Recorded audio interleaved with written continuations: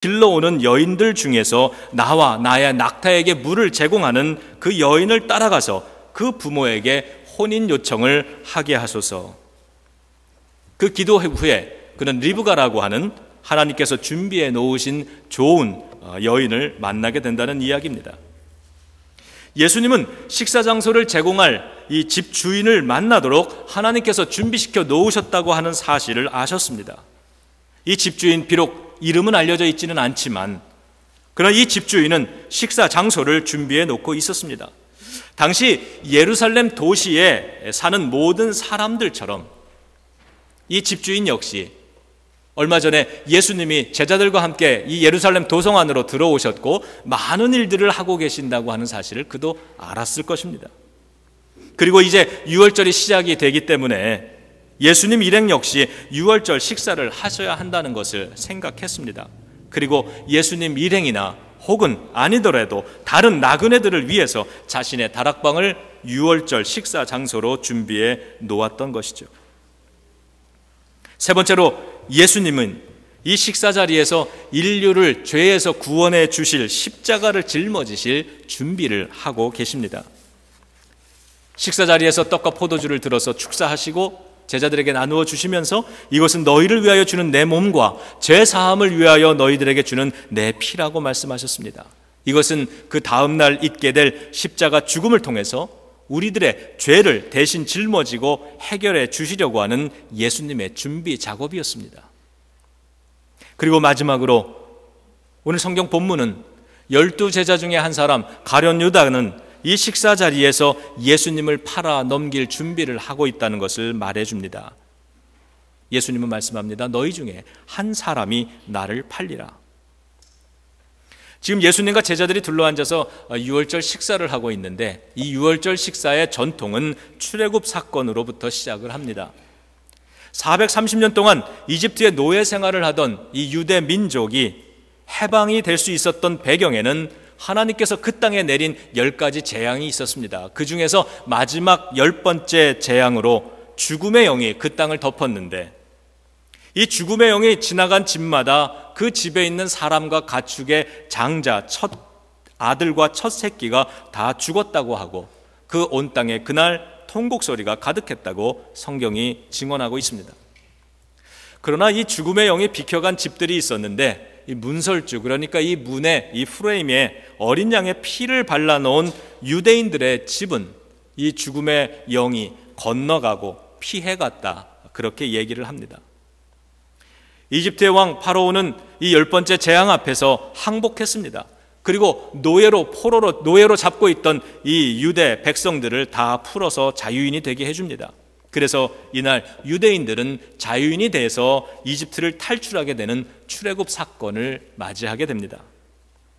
그리고 이것이 바로 유월절의 기원이 되었습니다. 유월절이라고 하는 말은 패스오버, 건너갔다라고 하는 뜻입니다. 죽음의 영이 우리들의 집, 어린 양의 피를 발라놓은 이 유대인들의 집을 넘어가서 우리를 구원하고 이 노예로부터 해방되게 했다라고 하는 그것을 기념하는 의미가 담겨져 있습니다. 이 유월절의 이 예식은 하나님의 명령에 의해서 유대인들이 이것을 전통으로 지켜왔고 예수님 시대에도 그 유대인들은 그 전통을 잘 지켰습니다. 그리고 오늘날의 이 주이시들도 중요한 전통으로 이 유월절 식사를 지키고 있습니다. 그들은 이 유월절의 식탁의 전통을 세이더라고 이렇게 부르는데 이 자리에서는 이날 식사에서는 우리의 이 쑥과 같은 아주 쓴 나무를 먹으면서 자신들의 조상이 겪었던 그 쓰라린 고통을 떠올린다고 합니다. 그리고 마짜라고 하는 누룩을 넣지 않은 빵을 먹으면서 이 급박하게 이 출애굽을 했던 조상들의 그 상황을 다시 한번 생각하는 것입니다. 그리고 이 식사 자리에서 아버지는 음식을 함께 가족들과 나누기 전에 이것을 축복하게 되는데 이게 바로 예수님이 이러한 전통을 따라서 예수님도 이 빵을 들어서 잔을 들어서 축복하고 제자들에게 나누어 주셨던 것입니다. 그렇게 오늘날의 아버지들은 이 음식을 축복하고 자녀들에게 가르침을 하기 시작합니다. 매년 이 유월절의 식탁에서 반복되는 똑같은 이야기입니다. 우리들의 조상들은 나라 없는 백성들이었다. 그래서 남이 나라의 노예로서 참 어렵고 힘든 고난의 세월을 지냈어야 됐는데, 그렇기 때문에 오늘 너희들이 하나님을 잘 공경하고 그리고 지혜와 능력을 쌓아서 이 나라를 지키고 보존해야 된다고 하는 가르침을 줍니다. 그렇지 않으면 우리들도 어느 땐가 우리의 조상들처럼 나라 없는 민족이 다시 될 수 있다고 하는 이야기를 성경의 이야기와 함께 들려주는 겁니다. 그리고 본래 성경에는 없는 음식이지만 요즘에는 이 삶은 달걀을 먹는다고 합니다. 삶은 달걀 우리가 알지만 이 말랑말랑하지만 여기에 열을 가하면 이 굳어지는 이 삶은 달걀처럼 유대인들도 고난을 받으면 단단하게 굳어지는 믿음의 기질을 가졌다는 그러한 상징으로 이 삶은 달걀을 먹는다고 합니다. 그러고 보면 이 기독교의 역사 속에서 이 독일의 교회, 독일 교회는 나치의 고난 앞에서 더욱 단단해질 수 있었고, 우리 한국 교회는 일본 제국주의의 신사참배 강요 앞에서 더욱 단단해질 수 있었습니다. 그리고 오늘 저와 여러분들, 우리 성도들도 고난과 유혹 앞에서 더욱 단단해지는 사람인 줄로 믿습니다. 오늘날 우리의 식탁은 어떠한가를 생각해 봅니다. 이 가정에서의 이 식탁의 기능 뭘까요? 단순히 이 굶주린 배를 채우는 그러한 자리의 기능만은 아닐 것이라 생각합니다. 요즘은 많이 핵가족화가 됐지만 어릴 때는 가족들이 많았죠. 형제들이 많았습니다. 어릴 적 식구들이 많았을 때는 온 가족이 한자리에 모이는 기회가 바로 식사 시간이었습니다.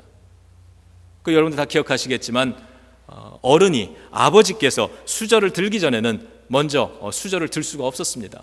어른이 먼저 수저를 들고 드시기 시작하면 그때 그 자녀들은 수저를 들고 밥을 먹기 시작을 했습니다. 또 맛있는 반찬이 있다고 해서 혼자서 많이 먹으면 안 되는 것이 그 식탁에서 배우는 다른 가족에 대한 배려였습니다. 제 기억에도 이제 식사를 마치고 수박이나 이렇게 썰어가지고 어머니께서 가져다 주시면 반드시 이 끝에 있는 부분부터 먹었어야지 가운데 제일 큰 조각을 먼저 집으면 그것은 이기적이고 버릇없는 그러한 자녀라고 혼을 났던 기억도 있습니다. 이렇게 우리는 식탁에서 예절을 배우고 전통을 배웁니다. 저는 어릴 때 이 식탁에서 기도를 배웠습니다. 부모님께서, 어머니가, 아버지께서 식사 기도를 하고 가끔 저희들에게 식사 기도를 하도록 말씀을 하셨으면 저희들도 그 식사 기도를 그렇게 배웠던 기억이 납니다. 오늘 우리들의 이 식탁은 어떠합니까? 며칠 전이었는데요, 제가 이 밤에 혼자서 이 서류들을 이렇게 정리를 하다가 6개월 전에 집사람이 잘못한 거 하나를 발견을 했습니다. 순간 제 혈압이 올라가고 맥박이 빨라지더니 집사람에 대한 신뢰도가 바닥을 치기 시작합니다. 야, 이 환난과 시련을 내가 오늘 어떻게 극복해야 할까 화가 나기 시작했습니다. 그래서 집사람을 일하고 들어오는 집사람을 불러가지고 막 잔소리를 하기 시작했어요. 근데 막 이거 어떻게 된 거냐고 잔소리를 하는데 집사람이 당황하더니 기억이 나질 않는다고 합니다. 난 그 말에 더 화가 났습니다. 아니 그게 말이 되냐? 불과 6개월 전에 일을 어떻게 기억을 못하냐? 네가 오리냐 오리발 내밀게. 그러면서 자 이걸 봐라. 그리고선 제가 아주 당당하게 서류를 딱 펼쳐 보여줬는데 그러고 나서 보니까 날짜가 2010년 8월입니다. 2년 전 날짜를 잘못 본 거예요. 순간 전세가 완전히 역전돼서 그때부터 야단 맞기 시작했습니다. 아니 이미 2년 전에 해결된 일을 가지고 그렇게 사람을 잡냐? 내가 기억이 안 난다 그랬으면 믿지. 그걸 그렇게 의심하냐? 그날 저는 침실에 들어가지도 못하고요, 거실에 앉아서 눈치 보다가 우리 집사람께서 잠드신 것을 확인하고 살짝 올라가서 잠을 잤습니다. 다음날 교회에 와서 점심때 집사람에게 전화를 했어요. 솔직하게 전화하면은 또 야단 맞을 것 같아서 텍스트 문자를 보냈습니다. 어제 내가 잘못했으니까 오늘 밥 사줄게. 밥 먹자. 그리고 만나서 집사람이 좋아하는 음식을 사줬습니다. 이날의 식사 자리는 단순하게 밥을 먹기 위한 자리만은 아니었습니다. 저에게는 가정의 평화를 회복하는 역사적 사명을 수행하는 그러한 위대한 자리였습니다. 이 식사 자리에 대한 유머들이 유독 많은데 그만큼 식사 자리는 우리에게 소중한 거란 뜻이겠죠. 부부가 식사를 하고 있는데 남편이 신문을 보면서 밥을 먹습니다. 그러던 남편이 한숨을 크게 쉬면서 투자한 주식 스탁이 반토막이 났다고 짜증을 내면서 괴로워합니다. 옆에 있던 아내는 아내대로 새로 시작한 다이어트가 뜻대로 안 된다면서 투정을 부리기 시작합니다. 신문을 보며 투덜대고 있던 남편이 아내를 흘끔 쳐다보더니 하는 말이, 내가 투자한 것 중에 갑절로 불어난 건 당신밖에 없구려.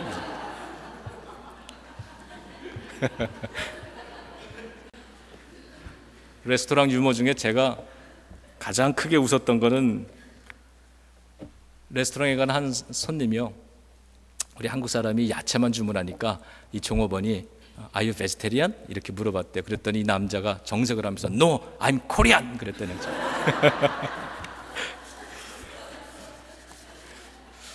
여러분, 우리들의 식탁은 어떠합니까? 이 식탁에서 얼마나 기쁨이 넘쳐나고 감사가 넘쳐나고 있습니까? 우리가 셀 모임들을 하는데 이 셀에서 모이면 정성껏 준비해온 음식들을 함께 나누게 됩니다. 그리고 오늘도 예배를 마치면 우리들은 장소를 옮겨서 친교실로 가서 우리 이렇게 둘러앉아서 함께 식사를 나누게 됩니다.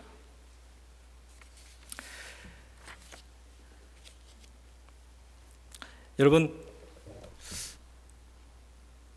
이 식사의 자리, 오늘 이곳에서 많은 것을 생각해 보게 됩니다. 예수님은 이 유월절 식사를 하셨는데 이 유월절의 식사를 성만찬의 식사로 바꾸십니다.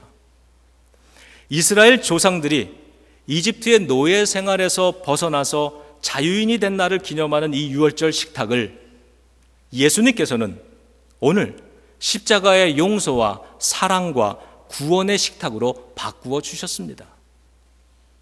그렇게 해서 오늘 크리스찬 된 저와 여러분들, 우리들은 유월절의 식탁을 지키는 사람들이 아니라 성만찬의 자리를 지키게 있는 것입니다. 오래전 유대인의 조상들이 출애굽함으로써 노예 생활에서 구원받을 수 있었던, 그래서 자유인이 되었던, 그때 희생되었던 어린 양의 피, 이것을 기념하던 과거 역사 속의 조상들의 이야기를 예수님은 오늘 예수 그리스도의 십자가의 그 사랑과 은혜로 우리의 죄를 용서해 주시는 그 예수님의 십자가의 보혈로 인하여 우리가 구원받고 자유인이 된 오늘날의 식탁의 축복으로 바꾸어 주시는 것이죠. 오늘 예수님의 이 마지막 만찬 자리, 성경에 보면 아주 중요한 단어들이 계속 반복됩니다. 준비라고 하는 말들이 계속 반복되고 있습니다. 오늘 우리들의 식탁을 통해서 우리가 준비해 나가야 되는 것들 두 가지를 교훈을 한번 찾아봅니다. 첫 번째 교훈은 우리도 식사를 할 때마다 예수님을 기억하자는 것입니다. 예수님은 빵을 들어서 제자들에게 나누어 주시며 이것을 먹음으로 나를 기념하라고 하셨습니다.